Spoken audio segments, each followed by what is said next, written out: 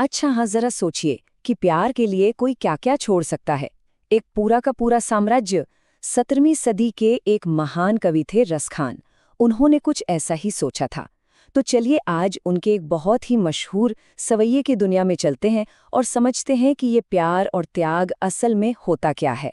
और देखिए, इस पूरी चर्चा का जो आधार है वो सीधे सीधे एक साहित्यिक पाठ से लिया गया है, जहां इस कविता का विश्लेषण किया गया है।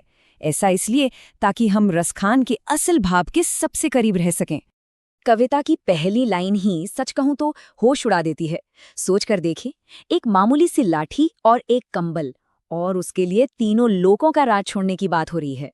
बस यहीं से रसखान हमें प्रेम और त्याग के एक बिल्कुल अलग सफर पर ले जाते हैं। अब इन शब्दों की गहराई तक पहुंचना है ना, तो हमें पहले उस दौर में जाना होगा जहां ये कविता लिखी गई थी, मतलब भक्ति काव्य के जमाने में। तो ये जो सवैया है, ये भक्ति काव्य परंपरा का एक बेहतरीन नमूना है। ये मध्यकालीन भारत में एक ऐसा दौर था, एक ऐसी लहर थी, जब कवियों ने ईश्वर के साथ अपने पर्सनल इमोशनल रिश्ते को, अपने प्यार को अपनी कविता का केंद्र बना लिया था। और इसी परंपरा में एक बहुत ही खास कवि हुए रसखान। वो जन्म से मुस्लिम थे, लेकिन कृष्ण के लिए उनकी दीवानगी, उनकी भक्ति की कोई हद नहीं थी। ये जो सवैया हम देख रहे हैं, ये उनकी मशहूर रचना सुजान रसखान से है, जो कृष्ण और ब्रज की भूमि के लिए उनके बेपनाह प्यार का सबूत है। रसखान के जीवन की बस एक ही धुन थी, एक ही मकसद था, किसी भी तरह कृष्ण के नजदीक पहुंचना, उनका साथ पाना। और बस इसी एक ख्वाहिश के लिए वो दुनिया की हर चीज कुर्बान करने को तैयार थे।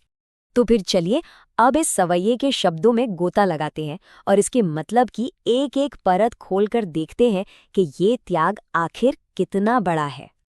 देखिए, इस पूरी कविता की जो आत्मा है ना, वो है निष्काम भक्ति।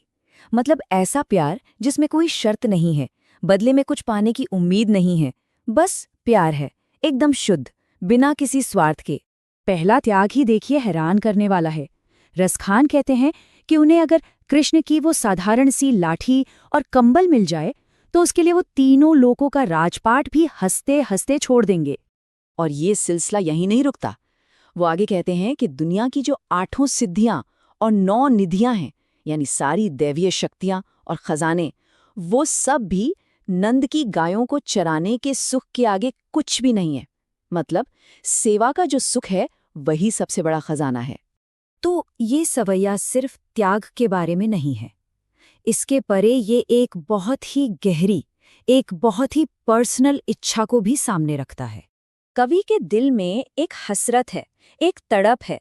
वो सोचते हैं कि ना जाने कब वो दिन आएगा जब वो अपनी इन आंखों से ब्रज के उन जंगलों, उन बाग बगीचों और तालाबों की खूबसूरती को जी भर कर देख पाएंगे। ये उस जगह से जुड़ने की चाहत है जिससे वो इतना प्यार करते हैं। और फिर आता है शायद सबसे बड़ा त्याग। रसखान कहते हैं कि वो करोड़ों सोने चांदी के बने हुए महलों को भी ब्रज की उन कंटीली झाड़ियों पर न्योछावर कर सकते हैं। क्यों? क्योंकि उन मामूली सी झाड़ियों को कभी कृष्ण का स्पर्श मिला था। बस इतनी सी बात है।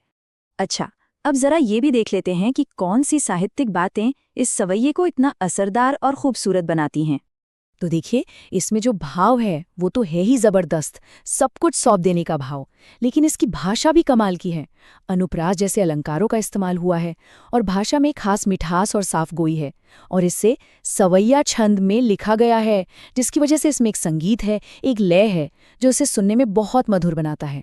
कुल मिलाकर रसखान का ये पद एक ऐसे गहरे प्रेम का सबूत है जो मजहब और संस्कृति की सारी दीवारों को तोड़ देता है। ये एक ऐसा प्यार है जो हमें सिखाता है कि सबसे साधारण, सबसे मामूली चीजों में भी ईश्वर को देखा जा सकता है।